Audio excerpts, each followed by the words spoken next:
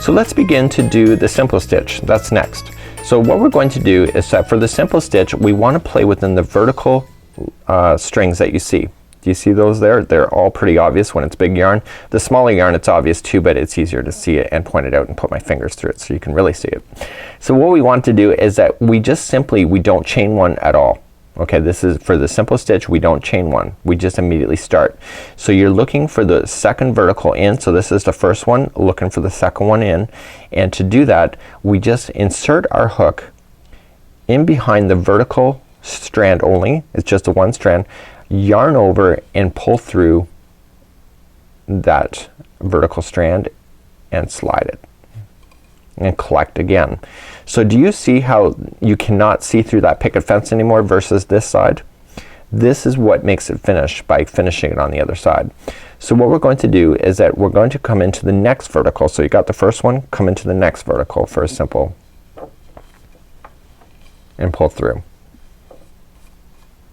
Okay, the next vertical, yarn over and pull through. The next one.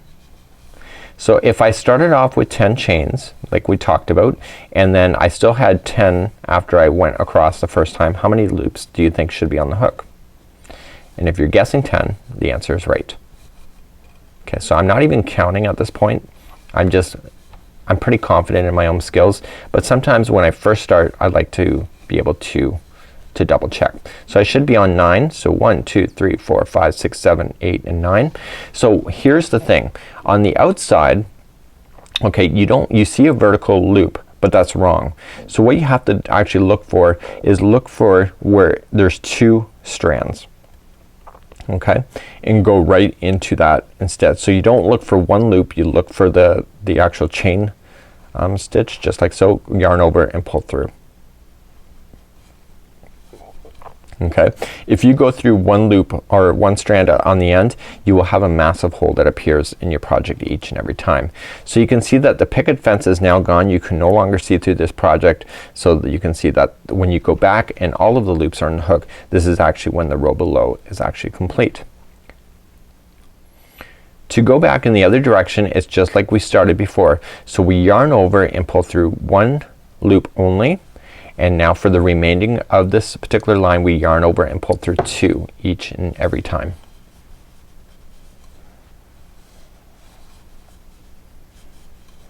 Okay, so that's pretty easy, right? So really the row that's going backward, like resetting a typewriter or Fred Flintstone eating his corn on the cob, is so simple in almost all of the Tunisian projects that are available, because this is the same process to return ourselves all the way back to the beginning.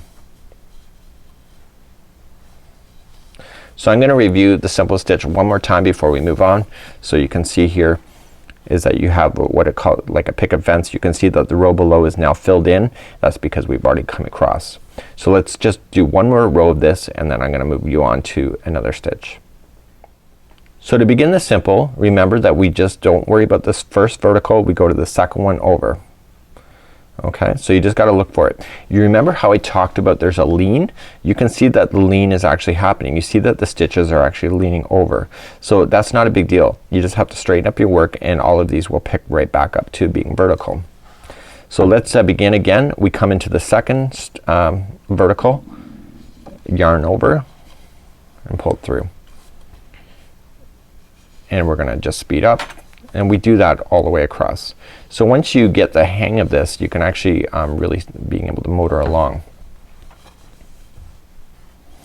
So in the next part of this, when I come all the way back, I'm just gonna talk to you before we move on.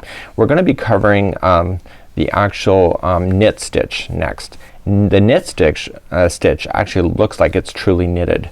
And it's actually really amazing. It's my most favorite stitch of the whole Tunisian at this time, and I think it's amazing. Remember on the edges we don't just go into one, we go into the actual chain, and there should be 2 strands left on top of your line and pull through. Okay, and then we return again once again so you can kind of see everything is filled in. To return we simply yarn over and pull through the first loop only, and then for the remainder we yarn over and pull through 2. Okay. Okay, and you can see that the curl is slightly happening, and if my hook was much smaller it'd be a lot more severe, and again that's when blocking and etc comes into play when you put borders around this.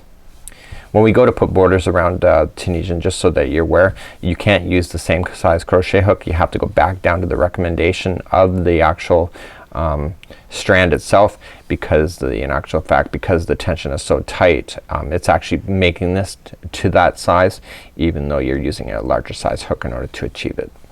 So let's begin just like that. So this is the simple stitch, and again you can see that the next verticals are ready for you, and we're gonna do the knit stitch next.